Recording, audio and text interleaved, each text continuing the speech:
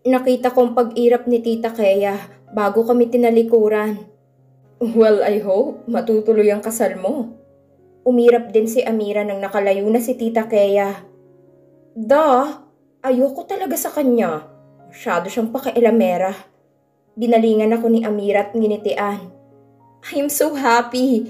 Nabalitaan ko kasi nadadalong pamilya ni Leonardo. Kailangan ko magpaganda. Hinawakan niya ang kamay ko. I'm sorry kung hindi ka pa sasalihin ni Dad. Hindi ko alam kung anong problema niya. Hindi naman siguro halata dahil gabi. Tumangulang ako at inilapag ang kanyang damit sa upuan. Okay lang naman, sambit ko. Bibisitahin ko rin si nanay sa araw na yon. Nagkibit balikat siya at pumikit. Well, good luck. Bumuntong hininga ako at tumango na lang. Kung dadalo ako, wala namang ipagkaiba. Ano naman ang gagawin ko sa party? Baka pag-initan lang ako ni Tita Talina. And worst, ipapahiya pa ako. Nang gumabay sa kwarto lang ako nagkulong. Hindi ako pinapalabas ni Papa dahil dumating ang mga bisita niya. He even locked up the door. Kumirot tuloy ang puso ko. Bakit ba ang trying hard ko? Kung sana hindi ako pumayag. Hindi sana ako nakaramdam ng ganito. Kung naging kontento lang ako sa buhay at hindi naging ambisyosa, hindi sana ganito kabigat ang nararamdaman ko ngayon. No one really cared about me. Even my own father. Ano kaya ang tingin niya sa akin? Pinunasan kong luha sa aking mata at napatingin sa kawalan. Tumayo ako sa kama at dumiretso sa malaking kortina. Hinawi ko ito at inihilig ang palad ko sa glass window. Napangiti ako ng mapait. Sa mismong tapat ng kwarto ko ay ang magarbong handaan ng birthday ni Amira. Alam kaya ni Papa ang birthday ko? O baka nakalimutan din, kasi sino ba naman ako? Anak lang naman ako sa labas. Kinagat kong ibaban labi ko at napayo ko. Kailangan ko na sigurong umalis sa pamamahay na ito. Wala na akong silbi rito, di ba? Wala na rin akong nakukuha. Mas buti na siguro na bumalik na lang ako sa dati. Kahit ano pa man, hindi rin mababago na anak ako sa labas. Hey, napatalon ako sa gulat at agad nilingon na nagsalita. Umawang ang labi ko nang nakita ko si Leonardo. Lumuluha ang aking mata habang nakatingin sa kanya, kaya bigla akong nakaramdam ng hiya. Agad kong pinalis ang luha sa aking mata. Nandito ka pala. Inayos ko ang aking sarili. Bumilis ang tibok ng puso ko nang humakbang siya papalapit sa akin. Mabibigat ang kanyang hakbang kaya kinakabahan ako. Why are you crying? Seryoso niyang tanong at nakita sa gilid ng mata ko ang kanyang pagtingin sa pinto. It's still early to sleep, Ashley. Don't tell me. Tumango ako at kinagat ang ibabang labi. You were locked? Hindi makapaniwala niyang tanong. Nagtagis ang kanyang baga. Tumango ako at umupo sa kama. Yumuko ako at pinaglalaruan ko ang kuko ko. Umupo siya sa tabi ko at inangat ang mukha ko sa kanya. Seryoso na ang kanyang mukha at salubong ang kanyang kilay. Pinalis niya ang luha sa aking mata at tiningnan ako. Look at me. Aniya ng akma akong iiwas. Pagod ka ba?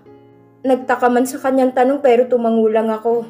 Bumaba ang tingin niya sa daliri ko at inis niya akong tiningnan nang makitang hindi ko suot ang singsing.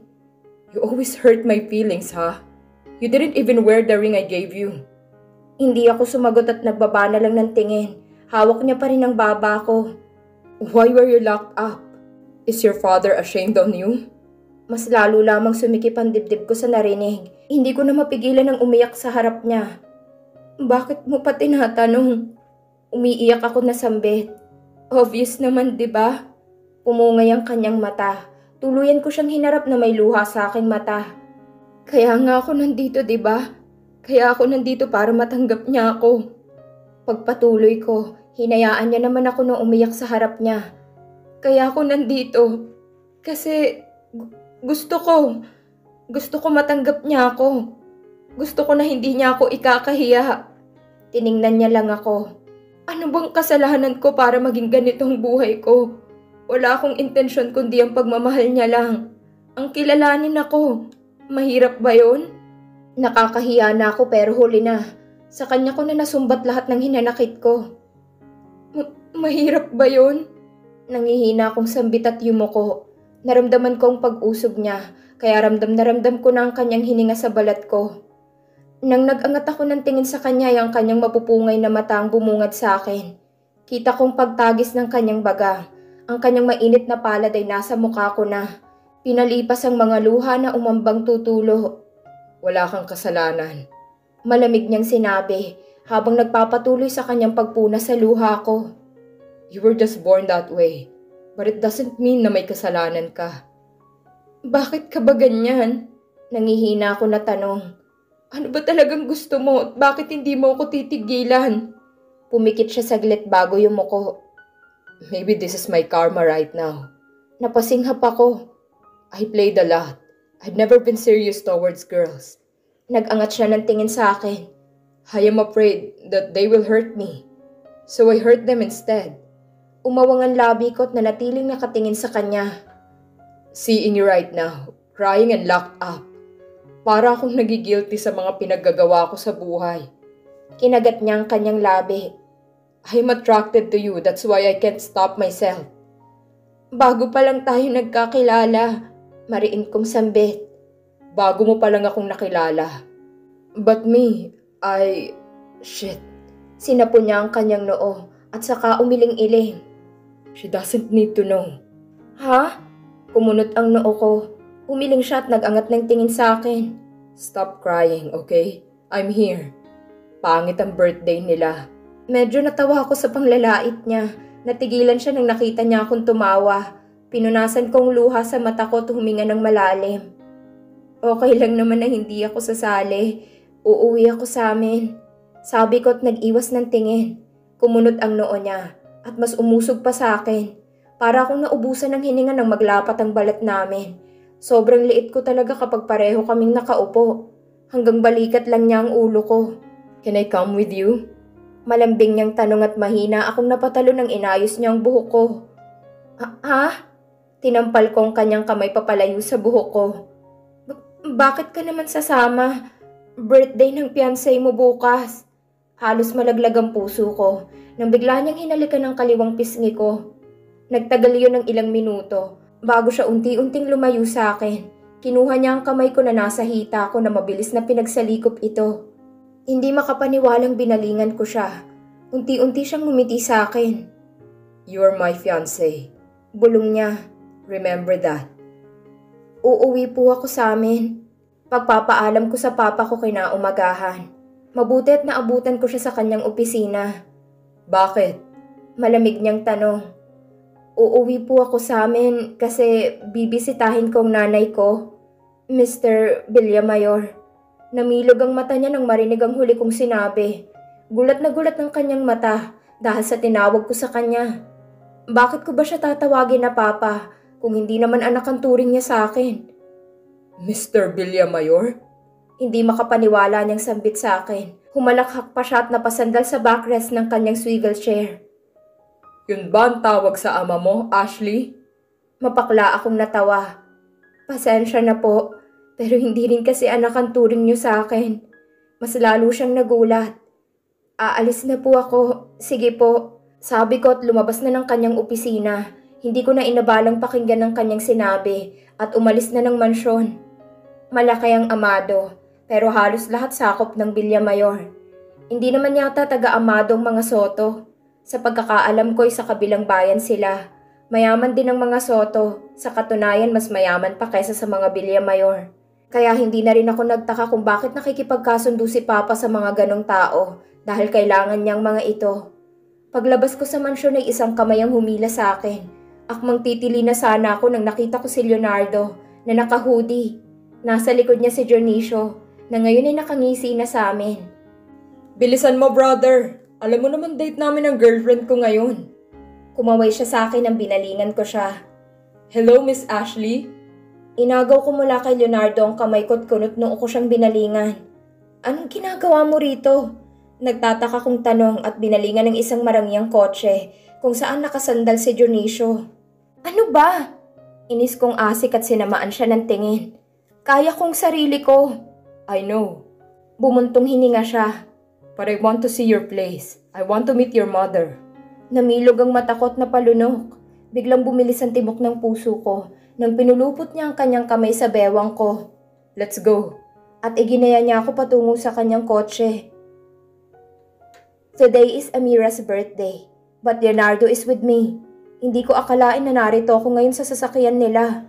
Miss, malayo bang sa inyo? Tanong ni Dionisio habang nagmamaneho. Nakaupo ako ngayon sa backseat, samantalang silang dalaway nasa front seat. Medyo, nag-aalinlangan ko na sagot. Nang binalingan ako ni Leonardo ay nag-iwas ako ng tingin. Sa oras na ito, alam ko sa sarili ko na wala na akong planong bumalik sa mansyon na yon. I have enough. Kung sisingilin man ako ni Papa tungkol sa operasyon ni Nanay, ay maghahanap ako ng paraan para mabayaran iyon. Balak ko ring isauli sa kanyang singsing na ibinigay niya sa akin. Wala na akong balak bumalik doon. At puputulin ko na rin ang koneksyon ko sa kanila.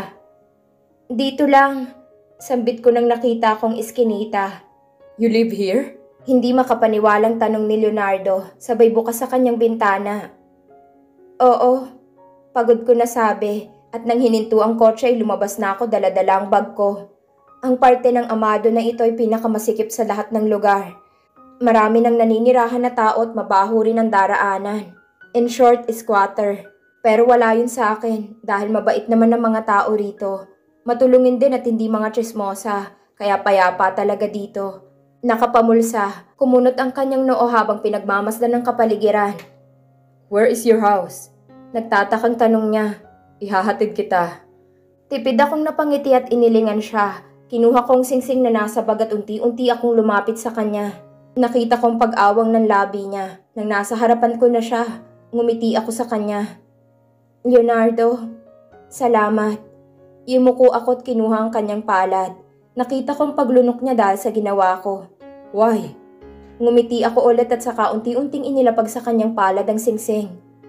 Salamat, pero hindi ko matatanggap yan. Sambit ko at umatras. Marahas siyang suminghap at tinawakan ang braso ko. Gulat akong nag-angat ng tingin sa kanya. Why? Sumeryoso ang kanyang muka. I gave this to you. Umiwas ako ng tingin at kinagat ang ibabang labi. Hindi na ako babalik doon. Hinila akong braso ko at dali-dali akong naglakad papalayo sa kanya.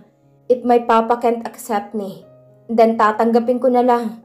May nanay naman ako. Hindi ko na kailangan ng iba pa. Ayoko nang isiksik ang sarili sa taong ayaw sa akin. Anak! Agad kong binitiwan ang bag ko at niyakap si nanay na nakaupo sa upuan.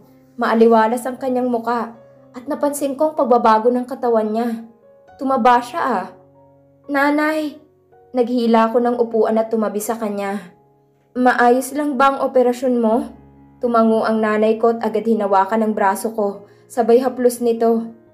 Hindi naman ako pinabayaan ng papa mo. Biglang sumeryoso ang mukha ko at napatingin kay nanay. Itong bumabagabag sa akin. Napalunok ako at tiningnan si nanay. Nay, pagtawag ko sa kanya. Matamis siyang ngumiti sa akin. Huminga ako ng malalim. Huwag ka sanang magalit, pero anong meron sa inyo ni Papa? Napasinghap siya at kita kong taranta sa kanyang muka. Anak, may asawa na siya, Nay. Paalala ko sa kanya.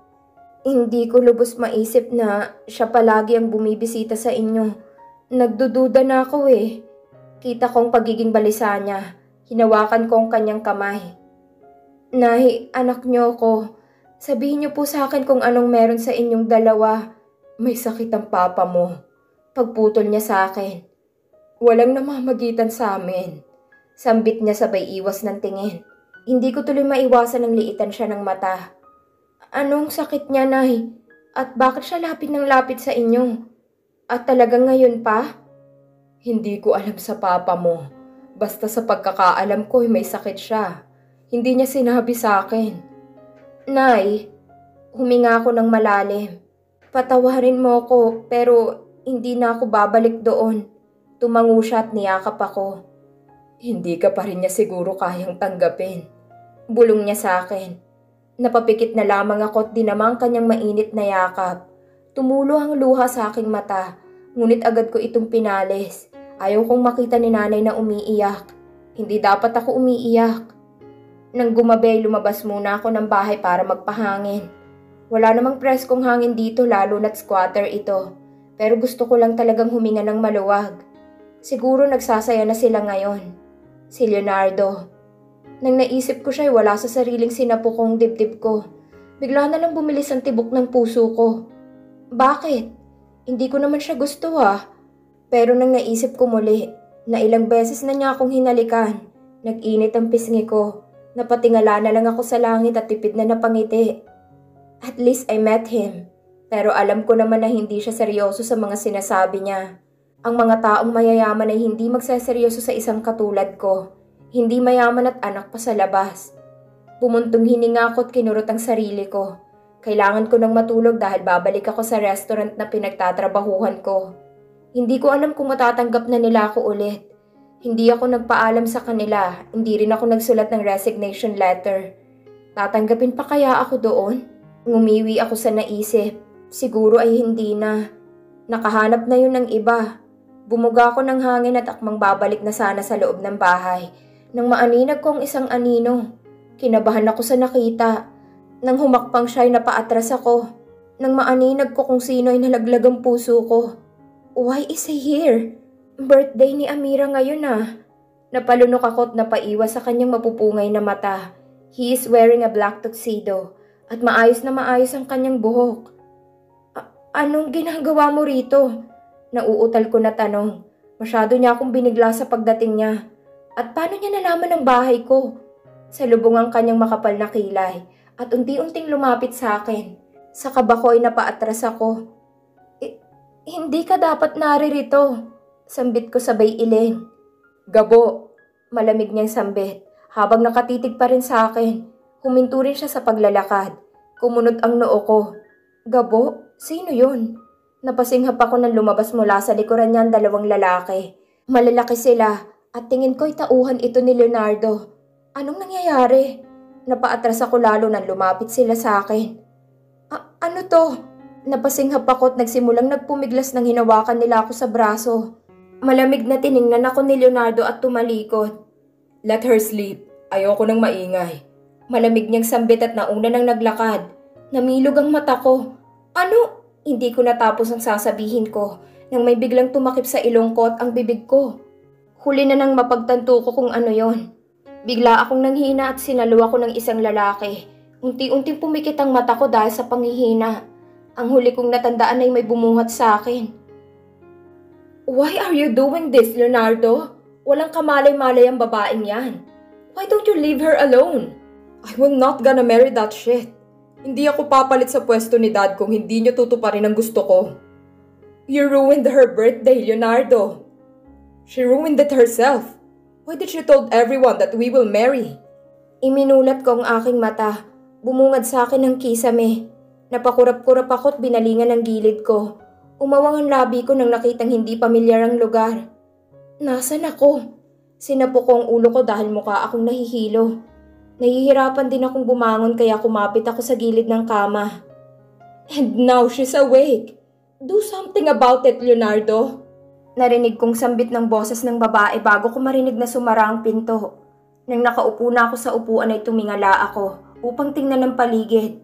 Napasinghap ako nang nakita ko si Leonardo. Nung unay nagtataka pa ako pero nang naalala kong ginawa niya sa akin kagabi ay kumulo ang dugo ko. Anong ginawa mo sa akin? Asikot na ibaba ang tingin sa kamay ko nang naramdaman ko na may malamig na bagay. Umawang ang labi ko nang nakita kong singsing na isinauli ko sa kanya. What's the meaning of this? Galit kong tanong sa kanya. Ngumisi siya pero alam kong walang tuwa sa ngisi niya. Napaatras na lang ako nang humakbang siya papalapit sa akin. Huwag kang lalapit sa akin. Sigaw ko. Naalala ko na naman si Nanay. Si Nanay. She knows that you're here. Don't worry about her. Malamig niyang sambit at inilagay sa bulsa ang kanyang kamay. Bakit ba ako nandito? Iginala ko muli ang tingin ko. Nandito ka sa poder namin. Simpleng sambit niya. You are going to be my bride, my wife, and the mother of my future child. Namilog ang mata ko. Ano? Your father promised to me before na ikaw ang pakakasalan ko. And he broke his promise. He doesn't want me to marry you, Ashley. Lumubog ang kama. Mahal na mahal ka siguro ng daddy mo. Kaya hindi kanya kayang ibigay sa akin. Ako? Mahal ni Papa? Imposible. He wants me out of his life. Narealize niya siguro na wala akong silbi. Kaya ayaw niya akong tanggapin. Imposible ang sinabi mo. Giit ko. My father doesn't want me. He doesn't love me. Tiningnan niya ako sa mata bago na pabuntong hininga. Then why? Bakit hindi kanya kayang ibigay sa akin? It's easy for him to let you go because you are his illegitimate child. It's easy for him because he doesn't love you. Huwag na natin itong pag-usapan. Singhal ko. Bata pa naman ako, namulat na ako na walang ama. Kinakahiya niya ako. Nung nagtangka akong lumapit sa kanya, tinaboy niya ako. Elementary pa lang ako noon. Lalayo raw ako sa kanya kasi nakakahiya raw ako. Ngayong nasa poder na kita, akin ka na. Aniya't nagulat na lang ako na nasa tabi ko na siya. Napalunok ako, lalo na't bumaba ang paningin niya sa labi ko. Hinawakan niyang baba ko at pinaharap sa kanya. You know, I want to kiss this lip so much. I want to crush it until it's swollen. Nag-init ang pisngi ko at presahang umiwas ng tingin. If your dad doesn't care about you, wala sana siya sa baba ngayon. Umisi siya. Nagulat ako sa sinabi niya. Ano? He is here to get you from me. What are you doing here, Emelion? Narinig kong tanong ni Tita Rufa habang bumababa ako sa kanilang hagdan. Nakahawak si Leonardo sa braso ko habang pababa kami. Napasinghap ako nang makita ko si Papa na kasama si Amira. Nagalit na galit sa akin. Napalunok ako. I am here to get my daughter, Rupa. Malamig na sambit ni Papa, sabay baling sa akin. Umiwas ako ng tingin sa kanya. She's mine now, Tito Emelion. Si Leonardo. You made a promise to me before. Amira can be your bride. You don't have to take Ashley. Why are you so concerned, Mr. Villamayor? Pumurma lang boses ni Leonardo habang mahigpit ang kanyang kapit sa akin. She's your illegitimate daughter, right? You said it to yourself before that you don't want her, and you are ashamed to have a daughter like her. Napasinghap ako at sumikip ang dibdib ko sa narinig. Talagang sinabi niya yun? Emelion, bakit hindi muna kayo umupo ng anak niyo? Aya ni Tita Rufa at inutusan niya pa ang kanilang kasambahay na paghandaan sila ng pagkain. Amira, iha. How could you do this to me? Naiiyak na sambit ni Amira sabay baling sa akin. I treated you like my real sister and yet... Mas lalong kumirot ang puso ko nang nakita ko siyang umiiyak. I am genuinely nice to you. Pagpatuloy niya. Inahas mo pala ako. You want him for yourself. Hindi ka talaga nag-back out. Sigaw niya at akmang susugurin ako nang iniharang ni Leonardo ang kanyang sarili. Si Papa naman ay nanatili lang nakatingin sa akin. Nakita ko ang kakaibang emosyon sa mata niya na hindi ko maipaliwanag. Umiwas ako ng tingin sa kanya at yumuko. Nagwawala pa rin si Amira at determinado siyang sugurin ako. Emelion, si Tito Antonio at lumapit sa asawa niya. Puputulin na natin ang koneksyon nating dalawa. My son wants your illegitimate daughter to be his bride. Walang kaso sa amin. Hindi namin siya ikinahihiya. Hindi niya naman kasalanan na nabuhay siya sa mundong ito bilang anak sa labas. Kung ayaw mong tuparin ang usapan natin noon, wala nang saysay ang pag-uusap na ito. We can't help you, Emelion. Saglit na katahimikan ang bumabalot sa amin. Mariin kong kinagat ang labi ko at mas lalong yumuko. Can I talk to her for a minute? Pangbasag ni Papa sa katahimikan. Nagulat ako sa narinig. Nagangat ako ng tingin sa kanya at nakita ko na nakatingin na siya sa akin. I want to talk to my daughter. Is it okay? Napasinghap ako. Daughter? Tama bang pagkarinig ko? Nanatiling nakaawang ang labi ko sa kanya. Bumuntong hininga si Leonardo at saka pinakawalan ako. Masamang tingin naman ni Amira ang bumungad sa akin nang umalis siya sa harap ko. Snake? Amira, your life will become miserable, Ashley. Galit niyang sambit. Hindi kita titigilan hanggat hindi ka magdudusa. You ruined everything. Kinuha mo sa akin lahat. Sigaw niya at tumakbo palabas ng bahay. Binigyan kami ng ilang minuto para mag-usap. Hindi ko alam kung anong sasabihin ko sa kanya. Marami akong tanong pero walang lumabas sa bibig ko. You want to marry him? Tanong niya sabay baling sa akin. Kami na lang ang narito sa sala ngayon. Maingat akong nag-angat ng tingin sa kanya. Iyon lang ang paraan, di ba? Para matanggap mo ko. Natawa na lang ako sa aking sarili. Grabe naman po kasi. Kailangan ko pang gawin ang lahat. Matanggap mo lang ako. Yumuko siya at humugot ng malalim na hininga. You don't have to marry him, Ashley. Si Papa. Your nanay Ano bang pakailan mo sa nanay ko, ha? May asawa kang tao. Huwag mong idamay si nanay dito. Pagputol ko sa kanya. At ito naman talaga ang gusto mo, di ba? You want me to marry someone in order for you to accept me. Kasi ako, desperada ako eh. Tumulo ang luha ko sa aking mata. Bakit pa? Bakit hindi mo ako kayang tanggapin? Bakit ayaw mo sa akin? Gusto kong matanggap mo ko. Napahagulgol na ako sa sakit. Pinalis ko agad ang luha sa aking mata. Hindi mo alam kung gaano ako nagpipigil, Ashley. Bumasag ang boses ni Papa. Nag-angat siya ng tingin sa akin at gulat na gulat ako nang nakita ang luha sa kanyang mata. I want so bad to accept you, but I have to. Malaki ang kasalanan ko sa inyo. Sa nanay mo, Ashley. Kahit kailan, hindi kita ikinakahiya. I pushed you away, telling you with lies because I was ashamed of myself. Hindi ko kayo kayang matingnan. Naguguluhan ako bigla sa pinagsasabi niya. Nahihiya ako sa inyo. Nahihiya ako kay Athena.